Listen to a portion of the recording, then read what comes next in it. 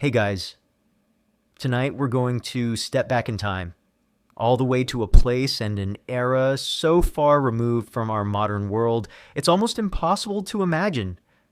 We're not just reading about history, we're going to become a part of it.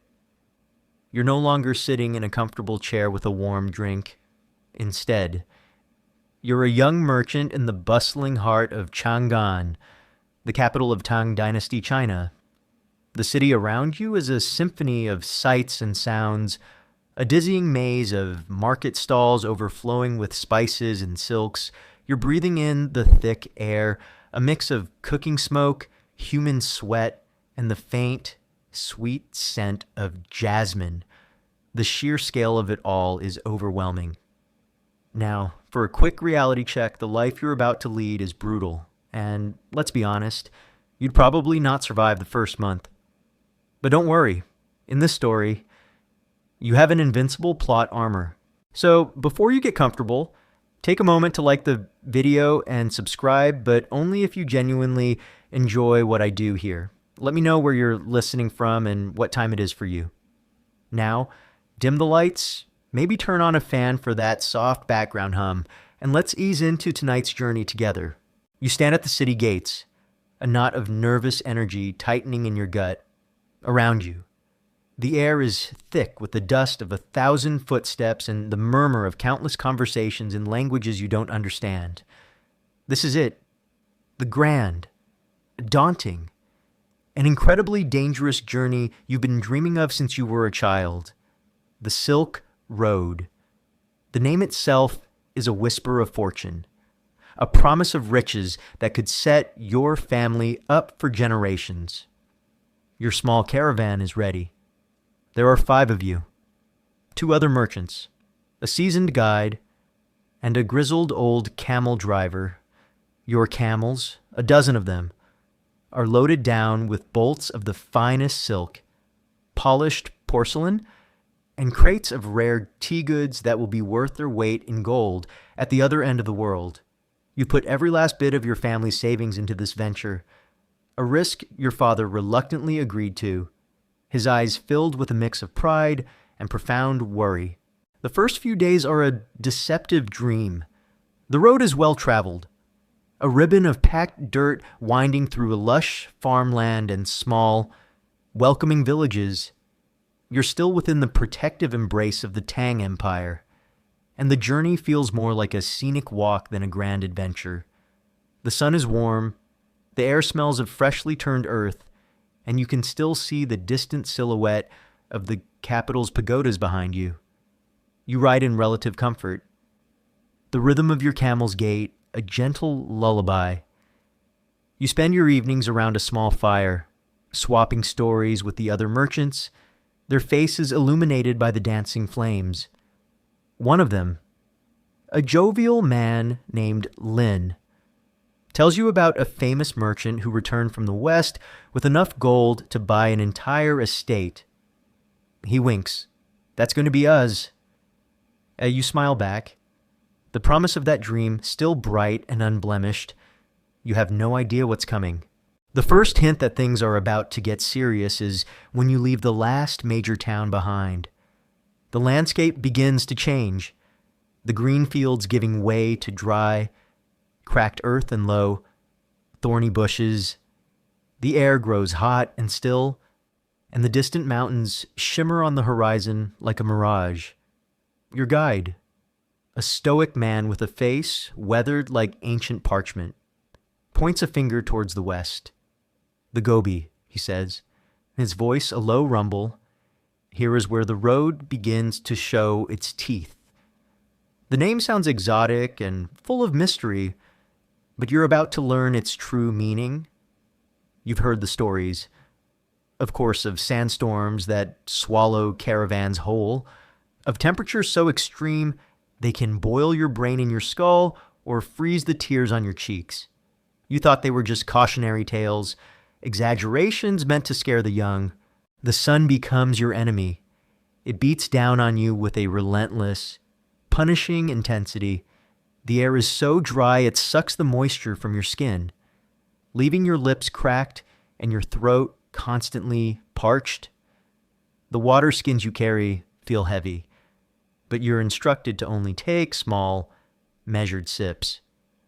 Wasting water is a death sentence, the guide tells you. His eyes hard. The dust gets everywhere. It coats your clothes, grinds between your teeth, and cakes your eyelashes. You learn to cover your face with a cloth to protect yourself, but even then, it's a constant, gritty presence. The beautiful silks you're transporting are wrapped in thick, protective canvas. But you worry about the dust seeping in, tainting your precious cargo. At night, the temperature drops dramatically. The warmth of the day is replaced by a chilling cold that seeps into your bones. You huddle around a meager fire, shivering despite your heavy furs. The stars, however, are a breathtaking sight. With no city lights to obscure them, they blaze across the inky black sky like a river of diamonds. You've never seen anything like it. Lying on your back, staring up at the cosmos, you feel incredibly small and insignificant, a tiny speck on a vast and unforgiving stage. This is a common historical fact for travelers in remote areas. The night sky's grandeur was a stark reminder of their place in the universe. The loneliness of the open desert begins to creep in, a silent, pervasive feeling that even the shared company of your caravan can't quite dispel. The days blend into a monotonous rhythm of walking, riding, and enduring. You watch the other merchants. Lin, once so boisterous, now speaks in hushed tones, his eyes constantly scanning the horizon. The camel driver, who seemed so tough at first, now mutters to himself in a language you don't recognize. Everyone is on edge. You realize that a lot of the journey is not about grand adventures, but about the small, repetitive acts of survival, checking the water supply, mending a camel's pack, and simply putting one foot in front of the other. It's a slow, grueling test of endurance. A fun fact you might not know is that ancient merchants often used special maps and star charts for navigation, but a lot of the time, they relied on natural landmarks and generations of passed down knowledge. The guide on your trip, for instance, probably has a mental map of every dune and rock formation for hundreds of miles. The most difficult part so far is the psychological toll. The constant, unchanging landscape begins to play tricks on your mind. You see things in the distance, an oasis of palm trees, a group of travelers, only for them to dissolve into shimmering air as you get closer. These are not just mirages, they are the desert's way of taunting you. A cruel joke on a tired mind. Historians still debate whether these mirages were a significant source of psychological distress for merchants, but it's easy to imagine how they could break a man's spirit. You remember the city of Chang'an, the sounds, the smells, the comfort. It feels like a different life entirely, a dream that never happened. The silks and porcelain you carry, once symbols of your ambition, now feel like a heavy burden, a constant reminder of the incredible risk you've taken. You begin to question everything. Was it worth it? Will you even make it? The sun sets, casting long, eerie shadows across the dunes. You pull your cloak tighter, trying to ward off the chill, both from the air and from the growing fear in your heart. The sun rises, a brilliant, blinding orb that promises another day of relentless heat. You've barely slept. The cold of the night and the anxiety of the journey keeping you on a knife's edge. The small fire has long since died, leaving only a pile of cold ash and the scent of burnt wood. As you shake the dust from your cloak, your guide gives the signal to pack up. The work is hard and repetitive. You help load the complaining camels. Their deep, throaty growls, a constant soundtrack to your mornings. Each day, the packs feel a little heavier. the canvas a little more frayed. You can feel the wear and tear, not just on your equipment, but on your body as well. Your shoulders ache from the weight of the water skins. Your legs are sore from the walking. And a persistent headache throbs behind your eyes. This isn't the romantic adventure you read about. It's a grind. The landscape has changed again. The gentle, rolling dunes of the Gobi have given way to a rockier, more unforgiving terrain. The ground is a patchwork of jagged stones and sharp-edged shale, making every step a calculated risk. A single misstep could mean a twisted ankle, and in the middle of nowhere, that could be a death sentence. The camel driver, a man named Zhao, walks with a quiet grace, his calloused feet finding purchase on rocks that you would slip on. He points out a cluster of bleached bones half buried in the sand. "Another caravan," he says simply, his voice devoid of emotion. The desert takes its toll. The sight sends a shiver down your spine. It's a stark reminder that you are a temporary visitor here. And the land doesn't care about your silks or your dreams. It has seen countless others just like you. One day, a storm rolls in. Not a rainstorm, but a sandstorm. The sky turns a sickly yellow-brown, and the wind begins to howl, carrying with it a fine, gritty sand that stings your exposed skin like 1,000 tiny needles. Your guide shouts instructions, his voice barely audible over the roaring wind. You quickly learn to wrap your face tightly, pulling the cloth over your nose and mouth, leaving only a narrow slit for your eyes. The world around you disappears in a swirling maelstrom of dust. It's impossible to see more than a few feet in front of you. You hold onto the rope of the camel in front of you, a human chain of survival.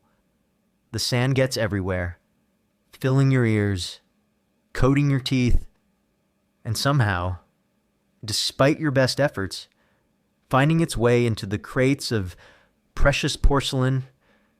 You close your eyes, praying that the storm will pass and that your cargo won't be ruined. This isn't just about losing money.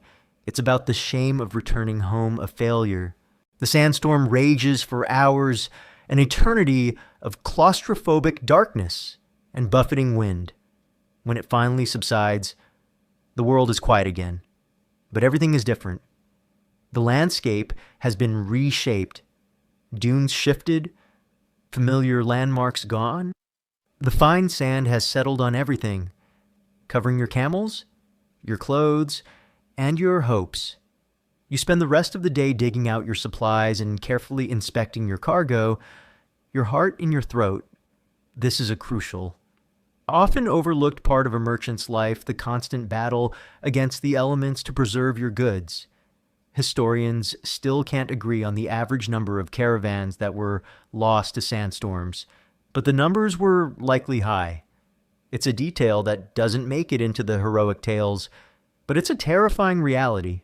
You continue on, but the sense of dread has been replaced by a grim determination. You're no longer just a merchant, you are a survivor. The days now take on a new rhythm. You learn to read the signs of the desert the way the wind shifts, the flight path of a lonely bird, the direction of an animal track. You also learn to appreciate the small things. The taste of cool water, even if it's salty and full of grit, is a luxury. The shade of a rock at noon is a sanctuary. A meal of dry dates and stale bread is a feast. One of the other merchants, a quiet woman named May, points out a small, resilient flower growing in the cracked earth. It's a beautiful, delicate thing, of vibrant purples against the drab brown of the desert. Life finds a way, she says, a rare smile on her face.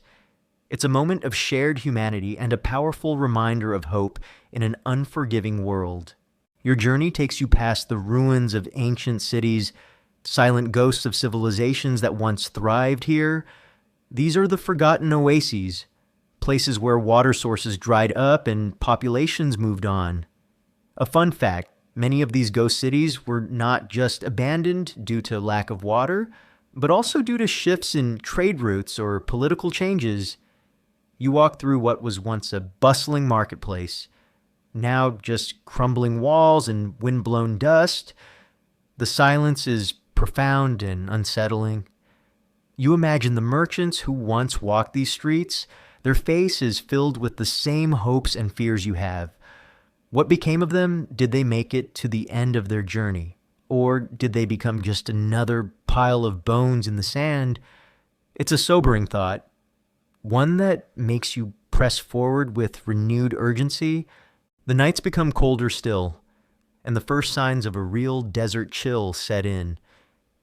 You begin to notice a cough developing in the back of your throat, a dry, hacking sound that rattles in your chest. The camel driver, Zhao, sees your struggle and offers you a cup of a bitter, herbal concoction. For the lungs, he says gruffly, the dust, it gets everywhere. You drink the liquid, wincing at the taste, but the warmth spreads through you, and the coughing fit subsides for a time. These small acts of kindness are what hold the caravan together. The shared understanding that you are all in this together. A fragile chain of life against the vast emptiness. You remember a joke Lynn told about a merchant who tried to trade a donkey for a camel, only to find out the donkey was smarter and knew to turn back. You're starting to see the humor in the absurd situation you find yourself in. As you trek on, the journey starts to feel less like a series of distinct events and more like a single, endless struggle. The horizon is a constant, shimmering line, always just out of reach. You pass other caravans, sometimes from the opposite direction, their faces as gaunt and tired as yours. You exchange nods of silent understanding, a brief connection between strangers who share the same brutal reality. You never speak. There's no need. You both know the story. One of the other merchants points out a detail you'd never noticed before: the different types of sand. Some are fine and golden, others are coarse and red, each telling a story of the geology of the land you're passing through. It's an interesting detail, a reminder that even in this desolate landscape, there's a world of complexity if you just know where to look. You're slowly becoming a part of the desert, learning its secrets and its rhythms, and you wonder if you'll ever truly be able to leave it behind. The sun has become a merciless tyrant, its heat radiating from the ground, and the sky in a suffocating embrace. The relentless trek through the rock-strewn desert has worn you down. Your skin, once smooth and fair, is now a leathery canvas of sun damage and wind burn. The water skins are lighter now, not because you've used less, but because the sun has evaporated some of the precious liquid through the leather. Your guide, Zhao, inspects them with a worried frown, his fingers tracing the faint, salty outline left by the evaporating water. He speaks in a low voice to Lin, the merchant who once spoke so jovially of riches. Lin's face is a mask of fatigue, his previous cheerfulness a distant memory.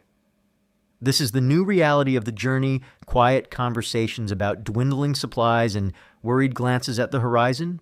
One afternoon, you see a small group of figures on the horizon. Your heart leaps with a mix of hope and fear. It could be another caravan, a chance to trade or share information. Or it could be something much worse. You've heard the stories of bandits who prey on unsuspecting travelers, men who know the desert better than any guide.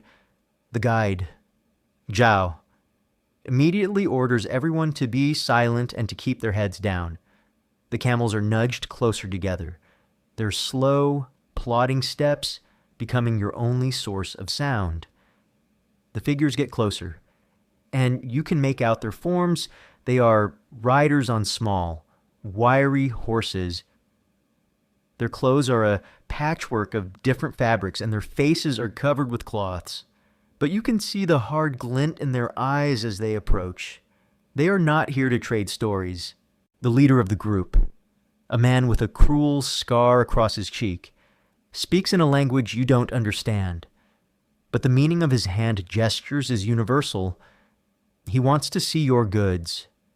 Your guide, Zhao, steps forward and begins a tense negotiation, his hands moving to convey words that his tongue cannot. The bandits inspect your camels, their eyes lingering on the heavy bundles of silk. You hold your breath, your hand instinctively reaching for the small knife you carry in your belt, a useless gesture. You know, against their numbers and their experience.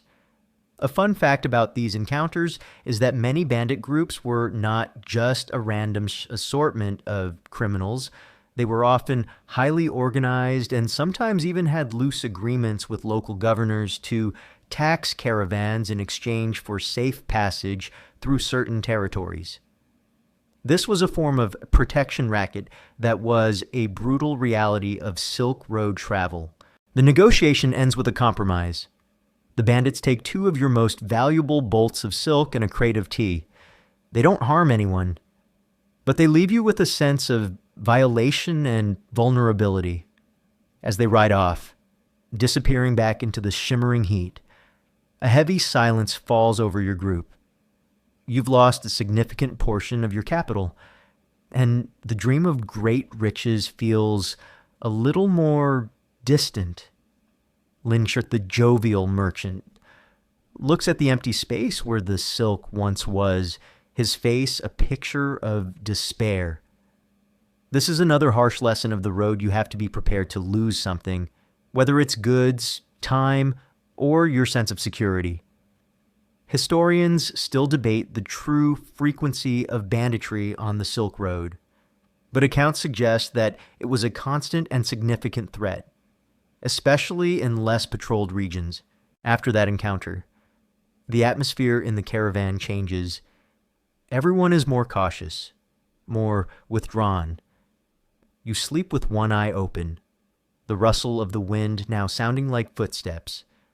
The journey becomes a constant state of alert. You find yourself scanning the horizon with a new, practiced intensity, always looking for signs of life that could be a threat. One night, while you're on watch, a low-flying owl swoops down and catches a desert mouse. The sudden movement startles you, and you jump, your heart pounding in your chest, the reality of your situation. The constant state of fear is taking a toll on your mind. You tell yourself a little joke you heard from Lynn before the journey started, about a camel that was so stubborn it refused to move, even for a bag of dates. You think of the stubbornness it takes to keep going, and you realize you're all a bit like that camel now. The days continue to be long and brutal, but your guide, Zhao, begins to show signs that you're nearing a change in scenery. He points to a subtle greening of the landscape, a few more bushes dotting the cracked earth. The air, while still dry, feels a little less suffocating. You are approaching the first real oasis since you left the last town. The thought of a place with fresh, clean water, with shade from trees and the company of other travelers, fills you with a powerful, almost desperate hope. You realize you haven't seen a green leaf in what feels like a lifetime.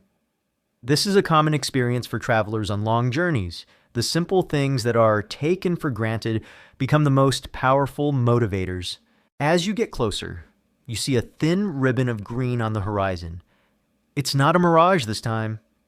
The air grows cooler, and you can smell the scent of vegetation and damp earth, a scent so foreign to your senses that it almost makes you weep.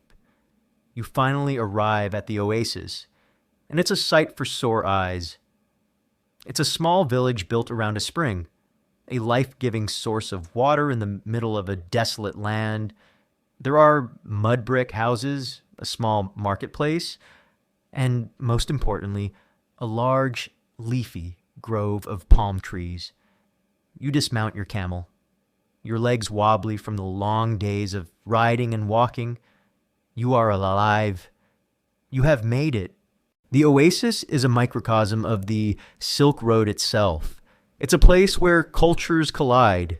You see merchants from Persia, their vibrant fabrics a stark contrast to your more muted Chinese silks. There are traders from India with spices you've only ever heard of. The sounds and smells of the marketplace are a dizzying array of different languages, foods, and customs. It's a bustling, chaotic place, but it's a paradise after the emptiness of the desert. You find a place to rest, a small, quiet corner near the water spring, and you drink deeply, savoring the taste of water that isn't full of dust and gritty. You wash your face, the cool water a blessed relief on your sun-scorched skin. This is a profound moment, a physical and spiritual cleansing that washes away a little of the desert's torment. But the oasis is not just a place of rest. It's also a place of business. You have to sell some of your goods here to replenish your supplies and to make sure your journey can continue. This is where your skills as a merchant are truly tested.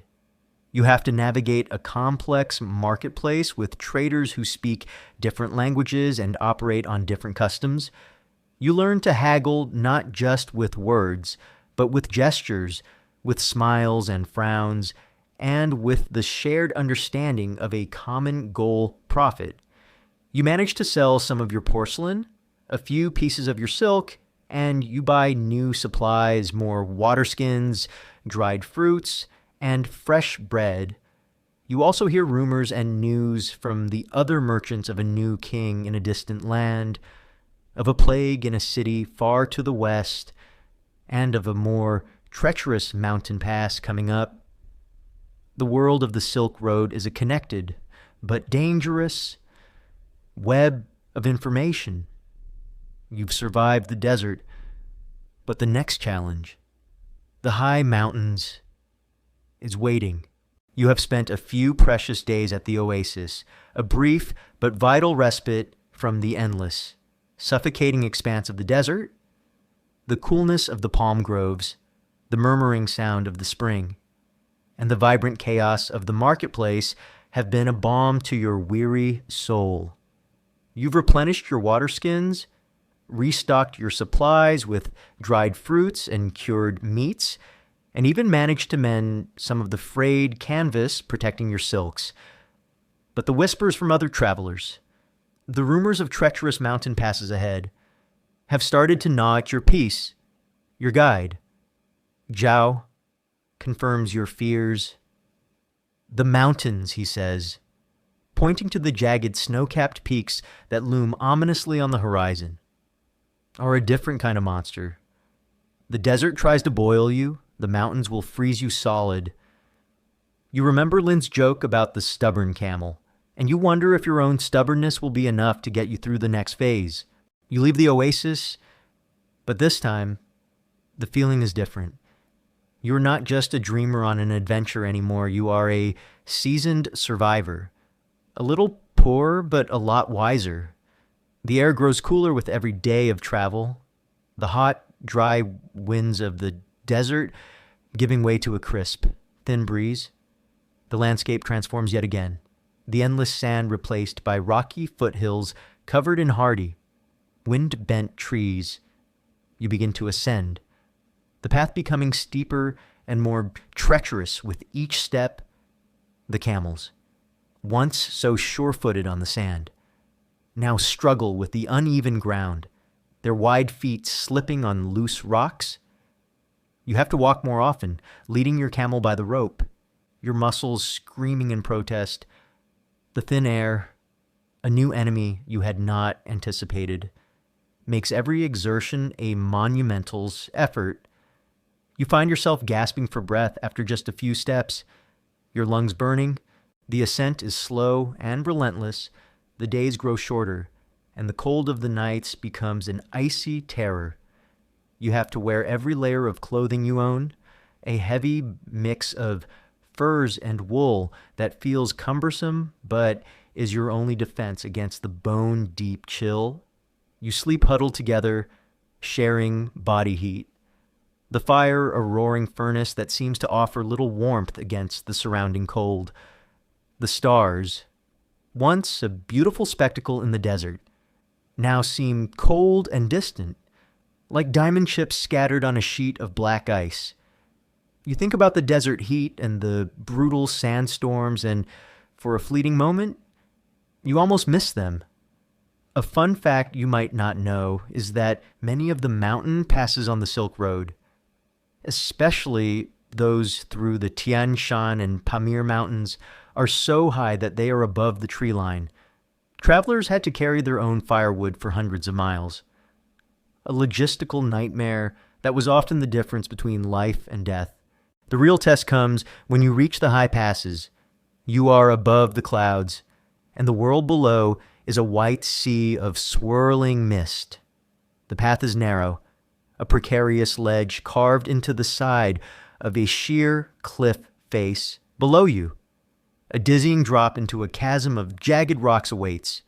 The wind howls around you, a banshee wail that threatens to push you and your camel over the edge. You have to move slowly, carefully, your senses on high alert. The smallest mistake, a moment of carelessness, would be catastrophic. The cold is a physical presence, a painful, numbing force that seeps into your gloves and boots. You rub your hands together, trying to keep the blood flowing, and you wonder if you will ever feel truly warm again. This is a common part of the journey, and historians still debate the exact routes and methods used to navigate these deadly mountain passes.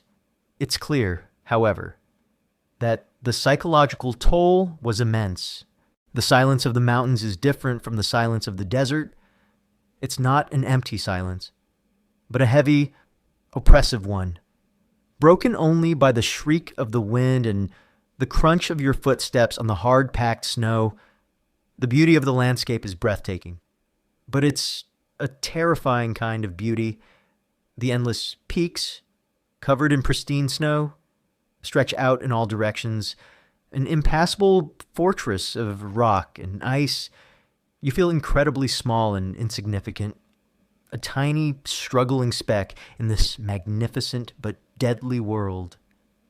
You remember the city of Chang'an, the warmth and the noise, and it feels like a fairy tale, a story from another life. You start to see why people often died in these mountains. The exhaustion, the cold, the sheer scale of it all. It's enough to make a person just lie down in the snow and give up. One evening, you are huddled around a small fire, the thin air making it difficult to keep a proper blaze going. The guide, Zhao, tells you a story of a merchant who, upon reaching the other side of the pass, discovered that his entire cargo of spices had been ruined by the moisture and cold. The man was so broken that he just sat down and cried, not for the money, but for the months of suffering he had endured for nothing. The story hits a little too close to home. You think about your silks, wrapped in canvas and waterproofed as best as you could manage. You wonder what awaits you on the other side. You tell a small joke, a simple one about a mountain goat who was convinced he was a yak, and for a brief moment, the tension breaks. It's a quiet moment of shared fear and grim humor.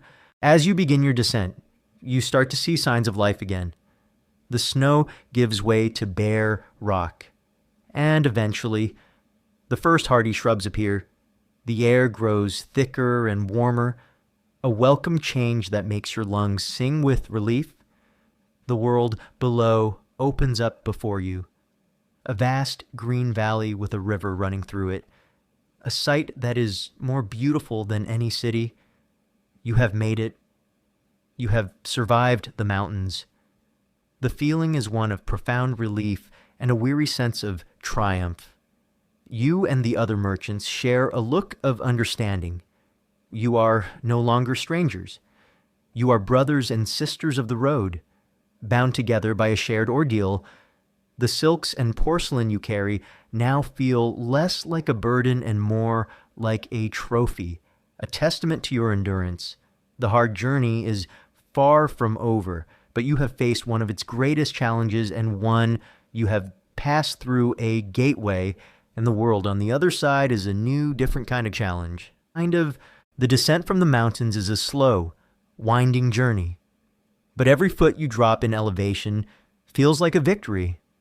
The air grows warmer and richer with oxygen, and the oppressive silence of the high peaks is replaced by the gentle rush of a river and the chirping of insects.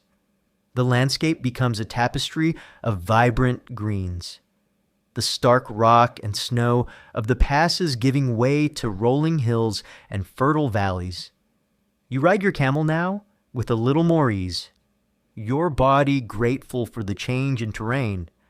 The first real settlement you encounter after the mountains is a small but bustling town, a green jewel nestled in a valley. It's a true oasis, not of the desert variety, but of a kind you've only dreamed of, one with fresh produce, running water, and a lively, welcoming atmosphere.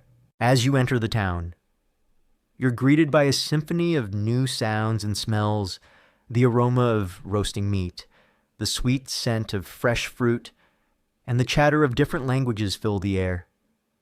The marketplace is a vibrant chaos of color and activity.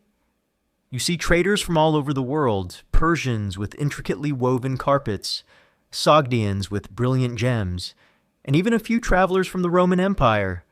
Their togas and sandals a stark contrast to your heavy furs and simple robes. This is the melting pot of the Silk Road, a place where cultures and goods collide in a whirlwind of commerce.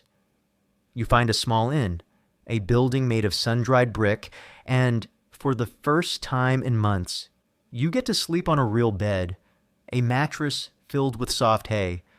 The luxury of a roof over your head and a solid door to lock feels like a king's ransom. You remember the old joke Lynn used to tell about a merchant who finally got a bed and still slept on the floor out of habit. You find a little humor in the thought, but you're so exhausted you just collapse onto the mattress. But the oasis, like the desert ones, is not without its own dangers. You quickly learn that with the opportunity for trade comes the risk of disease. A common historical reality of these trade hubs is that they were hotbeds for the spread of illness. Historians still debate the specific diseases that were most prevalent, but it's clear that everything from influenza to the bubonic plague could hitch a ride on a caravan.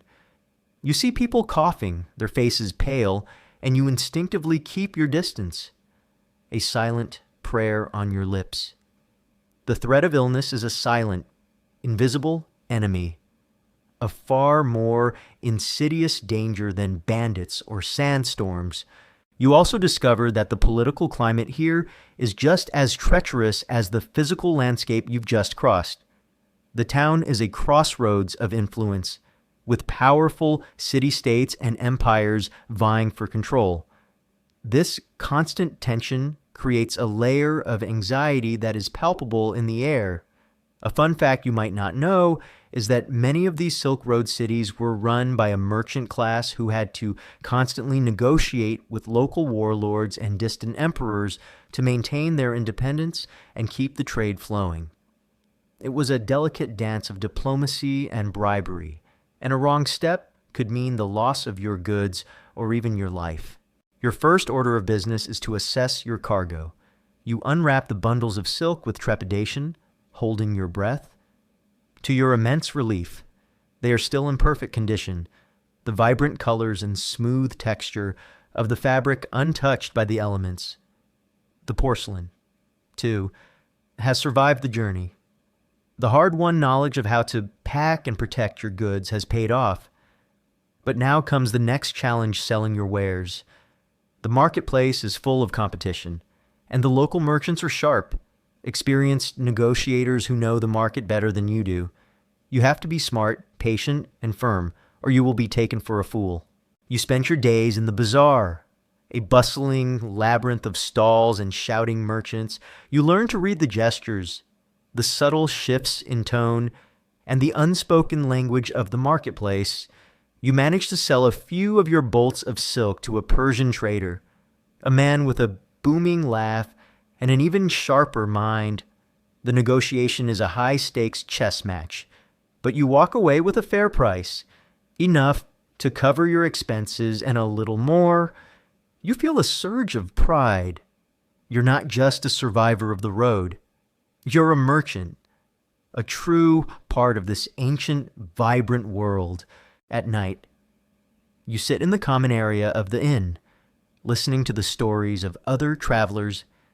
You hear tales of other routes, of dangers you've never imagined, and of fortunes made and lost.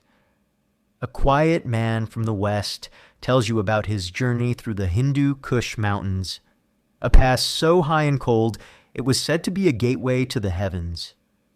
You share your own stories of the Gobi Desert and the high passes, and for a moment, you're all just fellow travelers, bound by a shared experience. You tell a small joke, a different one this time, about a merchant who was so good at haggling he managed to sell the same camel twice. The other merchants laugh, a sound that is a welcome change from the weary silence of the road. Your stay in the town is a crucial period of transition. You are no longer just focused on survival, but on the practicalities of commerce. You have to rest, replenish, and prepare for the next leg of your journey. The journey is far from over, but you are more confident now, a little hardened but not broken. You face the desert's fury and the mountain's cold and have emerged with your goods and your spirit intact. You've learned that the Silk Road isn't just about the physical journey. It's about the psychological and emotional one as well. You have become a different person, a seasoned traveler with a new appreciation for the simple things in life. You've survived the first half of the trip, but the next chapters are still a mystery. The brief respite in the valley town is over, and you feel a renewed sense of purpose. The fresh provisions and the successful sales have boosted your spirits and your coffers. You leave the oasis a little richer and a lot more confident. The road ahead is now a series of rolling plains and small, dusty settlements, a stark contrast to the dramatic landscapes of the mountains and the desert. The journey has settled into a steady, less stressful rhythm. But you've learned by now that the Silk Road always has a new challenge waiting just around the corner, the threat of bandits. Though not as pronounced here, is still a very real concern. You and your caravan now travel with a heightened sense of awareness, your eyes constantly scanning the horizon not for landmarks, but for potential threats. One afternoon, you come across a scene that chills you to the bone. You see the remains of a small caravan, their goods scattered and broken on the ground. A camel lies dead, its neck twisted at an unnatural angle. There are no bodies, but the message is clear. This is a fresh attack. The air is still, heavy with the silent warning. Your guide, Zhao, orders everyone to be quiet. He dismounts and inspects the scene, his face a grim mask. He finds a small, distinctive symbol carved into a piece of wood, a sign left by a particular bandit group, a calling card. This is a crucial historical reality. Banditry on the Silk Road was often not just random violence, but a calculated business run by organized groups. The fact that the bandits left a sign meant they wanted to be known, to be feared. Historians still debate the specific codes and symbols used by these groups, but it's clear they had their own brutal subculture. The incident shakes your confidence. You had thought you were past the worst of it, but the road is a series of never-ending dangers. You learn to travel in a new way, staying alert, always listening. At night, you set up a more secure perimeter, and you and the other merchants take turns on watch. Your sleep a series of short, anxious naps. The constant state of fear and tension is a different kind of exhaustion than the physical one you felt in the desert. It's a mental weariness that gnaws at your resolve. You share a story with Lynn, a humorous tale you heard in the last town, about a merchant who was so paranoid he thought his own camel was trying to rob him. Lynn laughs, but it's a hollow, humorless sound. You both understand that the joke is a shield against the real, ever-present fear. You eventually reach a larger city, a fortified stronghold that serves as a major trading post. This is a place where merchants from the east and the west meet to trade and exchange information. The city is a bustling, chaotic world of its own, a vibrant mix of cultures and languages. Here, you see merchants selling goods from all corners of the known world, spices from India, furs from the steppes, gold from the Roman Empire. It's a dizzying, intoxicating place, a true testament to the power of the Silk Road. A fun fact you might not know is that many of these major trading cities were not just hubs for goods, but also for ideas, religions, and technologies, making them crucibles of cultural exchange. The city is also a place of cultural clash. You see different people with different customs, some that you find strange, others that are strangely familiar. You see a man praying in a way you've never seen before, bowing to the ground and speaking in a melodic, unfamiliar language. You realize that your small insular world is just one tiny piece of a much larger puzzle. This is a profound moment of realization. You are not just a merchant on a journey for profit. You are a participant in a grand, global tapestry of human history. This is the true heart of the Silk Road, the connections, the collisions, and the transformations. You spend your time in the city trading and learning. You sell some of your remaining porcelain to a wealthy local merchant and, in return, purchase a valuable new commodity, lapis lazuli, from a merchant who just arrived from the west. The deep blue stone is beautiful and rare, and you know it will fetch a high price back in Chang'an. The transaction is a success, but it's a complex, multi-layered negotiation that takes days to complete. You have to learn the local customs, the proper way to haggle, and the subtle art of building trust with a new business partner. You are no longer just a merchant of silk and tea. You are a merchant of knowledge, a purveyor of stories, and a diplomat in a world with no borders.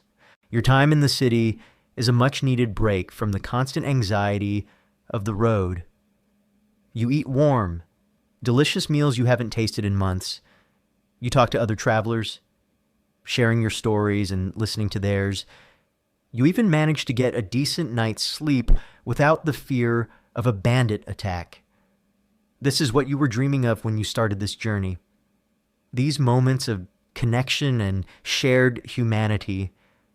You realize that the journey isn't just about the money, it's about the experiences, the people you meet, and the person you are becoming. The road is a brutal teacher, but it is also a powerful one.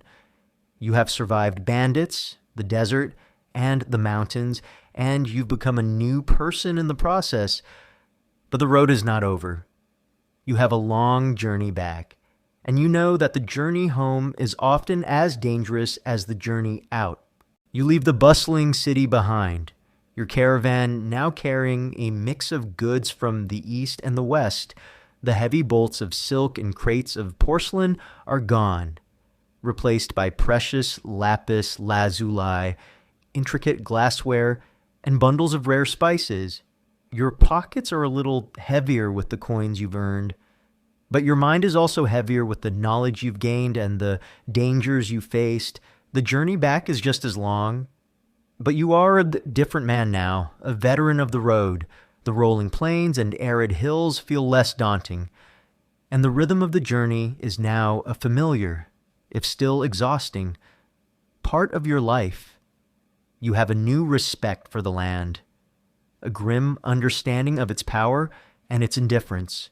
As you travel through the vast, open land, a new kind of fear begins to creep in. It's not the fear of bandits or of the elements, but a deeper, more primal fear. You start to hear stories from other travelers about the ghosts of the road. These are not just campfire tales meant to entertain. They are stories told with hushed, serious tones, tales of merchants who, driven mad by loneliness and the endless landscape, wandered off into the desert and were never seen again. Their spirits, it is said, haunt the road, appearing as silent figures on the horizon or as disembodied whispers on the wind. This is a fascinating historical detail. The psychological toll of long, solitary journeys often led to folk tales and superstitions about the supernatural. Historians still debate the extent to which these legends were a coping mechanism for the stress of the journey. One night, as you're on watch, a low-lying fog rolls in, a rare occurrence in this part of the world. It's thick and silent, swallowing up the landscape and muting the sounds of the night. You peer into the mist, your heart pounding in your chest, and for a moment, you could swear you see a figure walking in the fog, a man in robes much like yours, but his face is a blur of shadow. You blink, and he's gone. You tell yourself it's just a trick of the light, a figment of your tired imagination, but the fear lingers. You think back to Lynn's jokes, and a new one comes to mind, a ghost so lonely it tried to haggle for a camel. But the merchant only offered it a spirit coin. The humor is thin, but it's a small anchor in the rising tide of your fear. The next day, you find a small, intricate carving of a horse buried half in the sand. It's old and weathered, but you can tell it was once a beautiful piece of art. Zhao, your guide, looks at it with a solemn expression. A merchant's good luck charm, he says softly. He must have dropped it a long time ago. Or maybe he left it here. The unspoken words hang in the air. Between you, maybe he didn't make it. The desert is a graveyard of dreams and ambitions, and every piece of debris you find is a ghost story waiting to be told. The psychological weight of this realization is immense. You remember a fun fact you once heard about these small artifacts. They were often carried as tokens of home, small reminders of the life a merchant was fighting to get back to. Finding one on the road was powerful and often unsettling. Omen, the isolation is the most difficult part now. Your caravan is small, and the conversations have dwindled to a minimum. Everyone is wrapped in their own thoughts, their own fears. The landscape, once a source of fascination, has become a monotonous backdrop. You find yourself talking to your camel, a one-sided conversation that is more for your own sanity than for any real communication. You tell it stories of your home, of the bustling markets of Chang'an, and of the family you are so desperate to get back to. The silence of the road, once a novelty, is now an oppressive presence, a void that your thoughts rush in to fill. You are a long way from the city now, and the landscape is once again changing. The hills give way to a vast, open steppe, a sea of tall grasses that sways in the wind. This is a new kind of beauty, but it's also a new kind of danger. The grass can conceal bandits, and the lack of landmarks makes navigation difficult. Your guide, Zhao, is more cautious here than ever, his eyes constantly scanning the horizon for any sign of movement. You realize that the Silk Road is not one path, but a network of paths, each with its own unique set of challenges and dangers. The journey is not just about survival, but about a constant adaptation to a constantly changing world. As you near the final stretch of your journey, you begin to see more signs of civilization, small, remote villages, herds of grazing animals, and the occasional farmer working a field. The sight of other people, especially people who are not also on a brutal journey, is a relief that is almost overwhelming. You feel a sense of camaraderie with these strangers, a feeling that you are finally returning to the world of the living. The silks, porcelain, and tea of your outward journey feel like a dream now. The lapis lazuli and spices you carry are a testament to your endurance, a tangible symbol of your survival. You're no longer just a merchant, you are a storyteller, a living piece of history, and the journey is not just a series of events, but a transformation. The endless steppe eventually gives way to a more familiar landscape. You begin to see more farms, more villages, and the occasional fortress standing sentinel on a distant hill. The air smells different now, a comforting mix of wood smoke and damp earth. You've been traveling for so long that the idea of a permanent settlement, a place where people live their entire lives without the constant threat of the road, feels both alien and wonderful. Your mind is still running on the high alert setting of the steppe, but your body is beginning to relax. You are entering the final stretch, the long journey home. The hope that has been a tiny, flickering flame in your heart for months now begins to burn a little brighter. The caravan is a different unit now. You and the other merchants, once strangers, are a family of sorts, a small, tight-knit group bound by shared suffering and triumph. You've seen each other at your worst, tired, hungry, and afraid, and you've also seen each other at your best, resilient, resourceful, and kind. The quiet merchant, May, who once seemed so reserved, now shares stories of her family, of the children she is desperate to get back to. Lynn, the jokester, tells you about a new business venture he's planning. A smile finally returning to his face. The caravan is not just a group of people and camels. It's a living, breathing testament to the human spirit. One afternoon, a light rain begins to fall. It's a gentle, cool drizzle that washes the dust from your face and the grit from your clothes. It's the first real rain you've seen in what feels like a lifetime. You stop and simply stand there, your face turned up to the sky, letting the water cleanse you. It feels like a baptism, a symbolic washing away of the months of hardship. A fun fact you might not know is that for ancient travelers, rain was often seen as a blessing from the heavens, a sign of good fortune and a powerful symbol of rebirth. For you, it's just a simple, beautiful moment of peace. But the journey home is not without its challenges. The roads are more crowded now, full of other travelers, farmers, and soldiers. This can be just as dangerous as the emptiness of the desert. You have to be careful of pickpockets, of crowded marketplaces where your goods could be stolen, and of the whims of local officials who might demand a bribe or a tax. The threat of violence is still there, but it's a different kind of human one, not a natural one.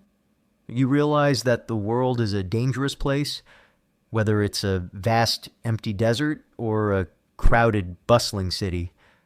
The road has taught you to be perpetually on guard. You finally catch sight of the Great Wall. It's a distant, snaking line of stone that stretches across the horizon, a powerful symbol of your return to the familiar. The sight of it fills you with a wave of emotion so strong it almost brings you to your knees. You have made it. You are home. The wall isn't just a physical barrier, it's a psychological one, a line that separates the wild, brutal world of the road from the safety and civilization of your homeland. You remember a joke you heard about a merchant who was so happy to see the wall he tried to sell a camel to the guard on duty? It's a small, silly thought, but it makes you smile. A genuine, heartfelt smile that reaches your eyes. As you get closer to your destination, The journey becomes a blur of anticipation and exhaustion. You push on, your body running on pure willpower. You can almost smell the familiar scents of changan, the jasmine, the cooking spices, the faint, sweet scent of tea. You can almost hear the sounds, the chatter of the marketplace, the clatter of horse-drawn carts, the happy cries of children. The memories of home are so vivid they feel like a physical presence, a powerful magnet pulling you forward. The final days are the hardest. The end is so close you can almost touch it, but every hour feels like an eternity. Your mind is already home, but your body is still on the road. You pass through small towns and villages, the people you see seeming a little more familiar, a little more like you. You realize that you have a new kind of knowledge now, a kind of wisdom that can only be gained by leaving home and venturing into the great unknown. You have seen the world, and it has changed you.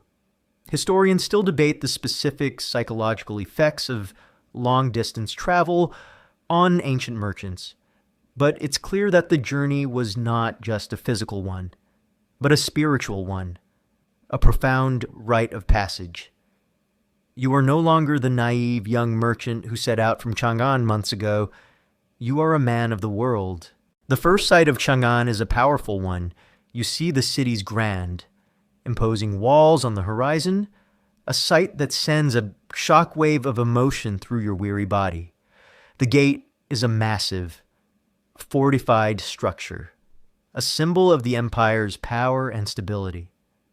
You join a long line of merchants and travelers, all waiting to enter the city. The air is thick with anticipation and the familiar scents of home spices, street food, and the distinct smell of wood smoke from 1,000 hearths. You're so close, but you have to be patient. The bureaucracy of the city is the last, and in some ways, most frustrating obstacle of your journey. You remember a joke you heard in a caravan long ago about a merchant who was so happy to see the city gates that he forgot he had to pay the gate tax. You let out a small, tired chuckle. The tax, you know, is real. As you wait, you watch the other people in line, a merchant from the west. His face a map of sun-scorched wrinkles, stands beside you, his camel laden with rugs and spices. He catches your eye and gives you a weary nod of understanding. You are a part of a long, unbroken chain of traders, a living testament to the human desire to connect and to prosper. This is a common historical fact for these major hubs. They were not just places of commerce, but of human connection, where travelers from vastly different worlds would meet and share a fleeting moment of camaraderie.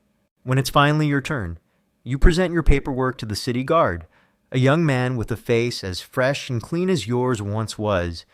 He inspects your seals, checks your goods, and demands the tax. It's a steep price, a significant bite out of your profits. But you pay it without a word of protest. This is the cost of doing business. The price of entry into a market that will make you a wealthy man. The feeling of the city guard waving you through is a powerful one. You've done it. You have returned. You have survived the bandits, the mountains, the desert, and now the bureaucracy. The city is a sensory overload. The sounds of the marketplace, the sights of the colorful banners and the beautiful pagodas, the smells of 1,000 different foods. It's all a little too much, a bit too loud, a little too fast after the quiet. Monotonous rhythm of the road. You feel like a stranger in your own home, a man who has seen too much and been too far to simply blend in. A fun fact you might not know is that many returning Silk Road merchants often struggled with a kind of reverse culture shock, finding it difficult to readjust to the comforts and constraints of city life after months or years of untamed freedom. You find your way to the grand market, a sprawling, chaotic spectacle of commerce. This is where you will sell your prized lapis lazuli and rare spices. The market is a world of its own, with its own rules, its own language, and its own dangers. You have to be shrewd, sharp, and confident. The local merchants, with their well-established networks and their keen understanding of the market, are a new kind of opponent. They are not bandits, but they are just as formidable in their own way.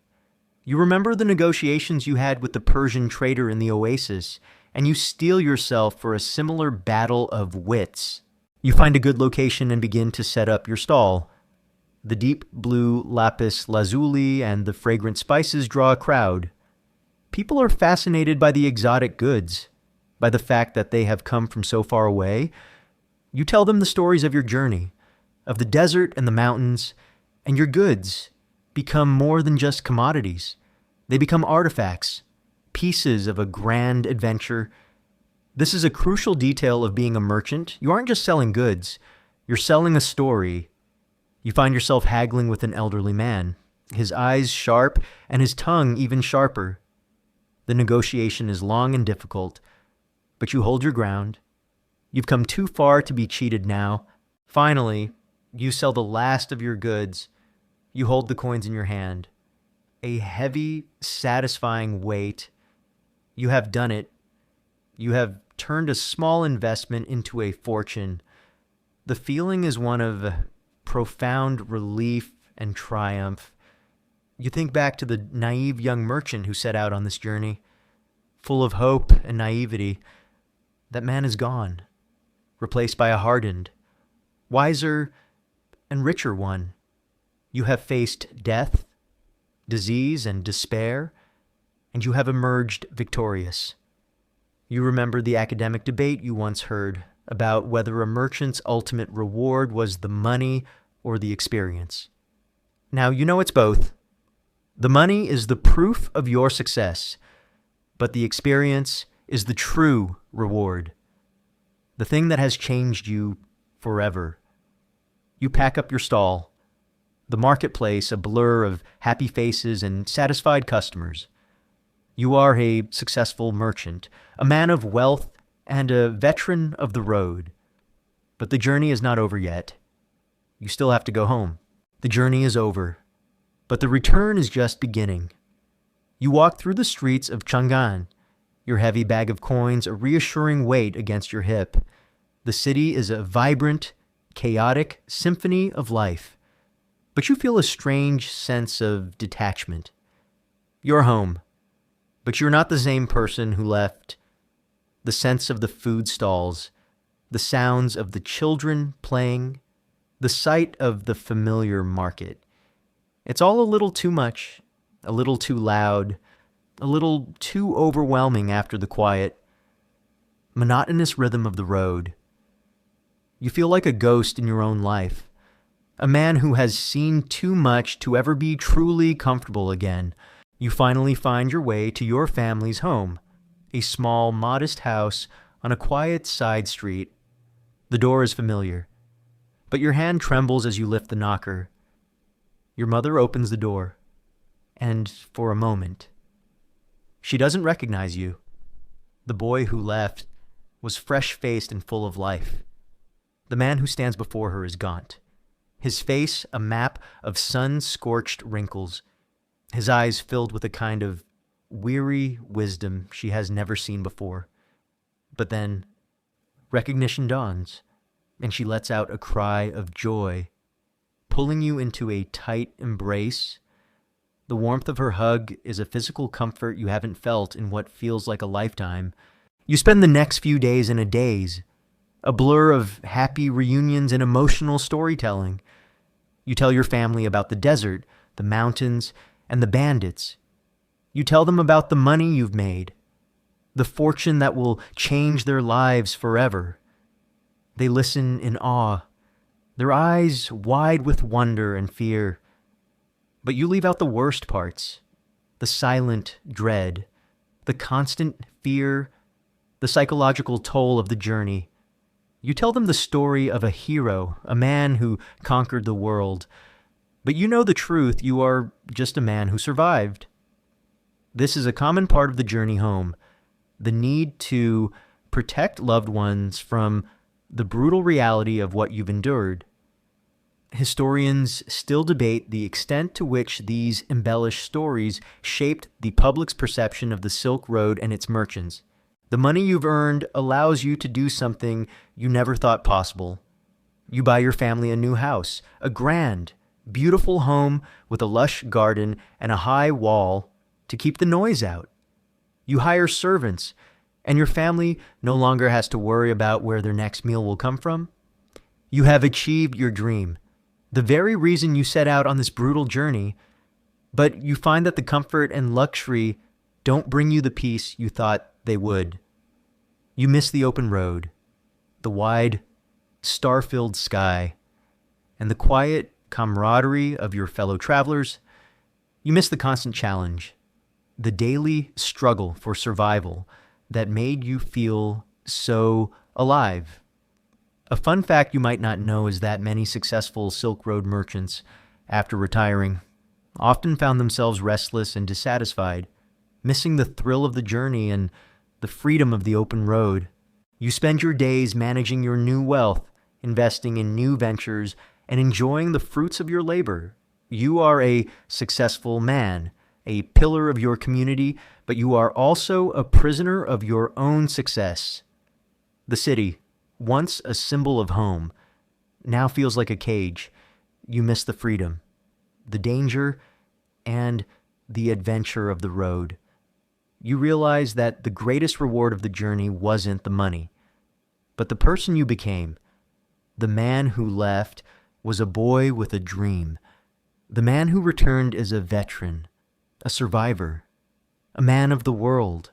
As the years go by, you become a successful merchant, a wealthy man with a family of your own. But you never forget the lessons of the road. You teach your children about the importance of resilience, of perseverance, and of the value of a hard-earned coin. You tell them stories of your journey, the good parts and the bad, and you hope that they will learn from your experiences without having to endure the same hardships. You know that the Silk Road is a brutal teacher, but it is also a profound one. You are a different man now, a man of wealth and wisdom, but you are also a man with a heavy heart, a man who longs for the open road and the endless, star-filled sky. The journey is over, but the memories and the man they have made you will last a lifetime. And so, the journey ends, not with a roar of triumph, but with a quiet, peaceful realization. Our merchant, a man forever changed by the wind and the sand and the silent, cold peaks, finds his peace not in the wealth he has accumulated, but in the memories he carries, the rustle of the palm fronds, the quiet hum of a distant fire, the shared laughter of his fellow travelers. These are the true treasures of his life. As you lie in the comfort of your own bed, with a roof over your head and a world of safety around you, let the final images of his journey fade like footprints in the sand. Let the sounds of the road, the clatter of her hooves, and the whispers of the wind ease your mind into a quiet stillness. The journey is over. The story is told. Now, sleep. Sleep and dream of your own adventures, knowing that the most important journey is the one that changes you. And now, good night, and have a sweet dream